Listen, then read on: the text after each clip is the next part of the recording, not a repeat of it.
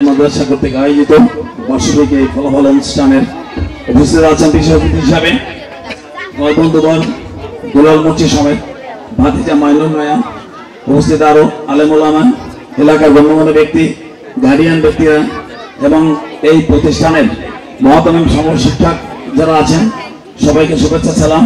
Guardian সমেত আসসালামু আলাইকুম। অত্যন্ত আনন্দের সহিত আমি নিজেকে যে গৌরব মনে করতেছি যে এই যে এমন একটি মহৎ অনুষ্ঠানে আমি আসতে পেরেছি। মহান রব্বুল আলামিনের কাছে লাখ কোটি শুকরিয়া। আমি আগেই বক্তব্যটা নিয়ে নিয়েছি, কারণ যেহেতু দাওয়া আমার একটা অনুষ্ঠান আছে, বিশেষ অতিথি সেখানে যাব, আমার 9:30 সেখানে আমার বক্তব্য আছে, এই জন্য আমি তাড়াতাড়ি যাচ্ছি। তো আপনারা দেখেন আজকে যে অনুষ্ঠান মেয়াবাদ রোডে হচ্ছে, এখানে চাইলে একটা যাত্রাগান হতে পারত, চাইলে একটা সাংস্কৃতিক অনুষ্ঠান হতে পারত, পাপের কাজ হতে পারত। সেই পাপকে ঠেলে দিয়ে, সেই পাপকে দূরে রেখে আপনারা দেখাচ্ছেন আজকে এখানে জানেন এই অনুষ্ঠান চলতেছে, আপনাদের আশপাশে এখন ফেরেশতা ডিকশনারি আছে, চারগুলো ফেরেশতা আছে, সবের বন্ধ হয়ে যাচ্ছে। এই বাচ্চাদের যে ক্লাস শুনলাম, আপনারা বলেন মাদ্রাসার চেয়ে স্কুল ভালো, আমি দেখি যে স্কুল মোটেই ভালো না। স্কুলে যে শিক্ষা দেয় তার চেয়ে কোনো অংশে মাদ্রাসার শিক্ষা কম নয়।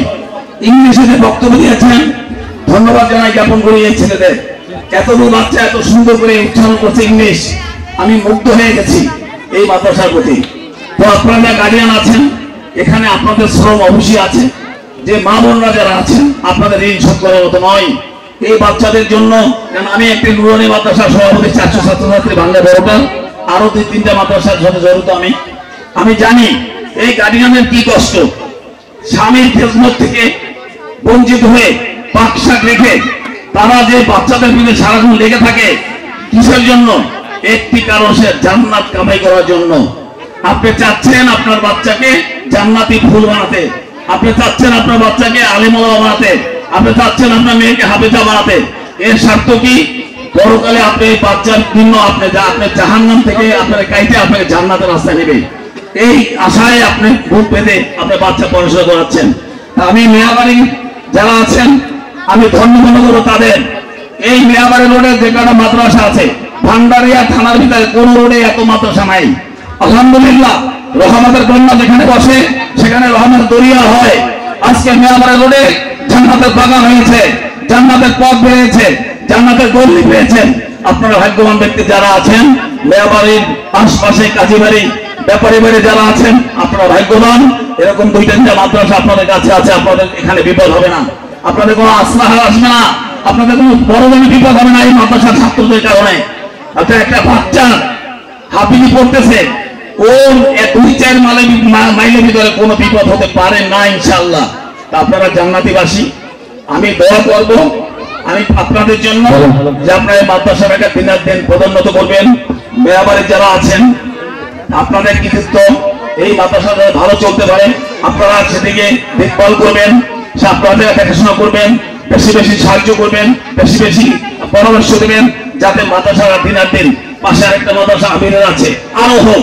যত মাদ্রাসা হবে তত দিন প্রতিষ্ঠান বাড়বে, এলেন বাড়বে। তো আমি সবাইকে ভালো থাকবেন, ভালো আল্লাহ আপনাদের ভালো রাখুক। সব বাচ্চাদের, কচিকাচা বাচ্চাদের, জান্নাতের পাখিদের সাথে ভবিষ্যৎ ভালো কামনা করে সবাই ভালো থাকবেন। টিচারদেরকে আমি পোশাকটা বলতেছি যে তোমাদের মেহনত পিঠা যায়নি, তোমরা যত সুন্দর মতো মেহনত করেছো তার ফল আজকে থেকে দেখছি, আমি খুশি। আমি আপনাদের সাথে কথা দিলাম, ইনশাআল্লাহ আপনাদের মরণে বাঁচনে ভালোতে মন্দতে আমি এই মাদ্রাসার সাথে জড়িত থাকবো। যতদিন আপনারা থাকবেন, আমি বেঁচে থাকি, আপনাদের ভালো যেটা হয় সেটার জন্য আমি আপনাদের সাপোর্ট দিয়ে যাব, আল্লাহকে পাওয়ার জন্য, শুধু আল্লাহকে পাওয়ার জন্য আর কোনো উদ্দেশ্য নাই। সবাই ভালো থাকবেন। আমার জরুরি চাওয়া বিদায়, আমি বক্তব্য আগে নিয়ে নিয়েছি।